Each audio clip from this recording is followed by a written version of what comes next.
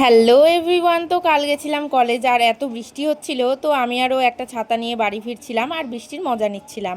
তো তারপর একটা গাছ থেকে ফুল চুরি করে নিই, না না না চুরি করিনি, না বলে নিয়েছিলাম।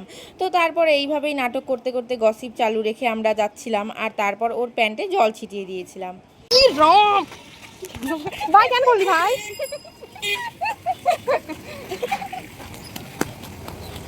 তো তারপর একটু আমার মোটিভেশনাল স্পিচ শুনে নাও। হ্যালো গাইস, আপনাকে যখন কেউ এটা দেওয়ার লোক নেই তখন আপনি নিজে নিজেকে দেবেন সেলফ অ্যান্ড ইটস প্রিটি। যখন আপনি সিঙ্গেল, যখন আপনার বয়ফ্রেন্ড থাকতে আপনাকে কেউ দেয় না, আমার মতো মোটিভেশনাল স্পিচ শুনতে আমার চ্যানেলটা সাবস্ক্রাইব করে দিবেন।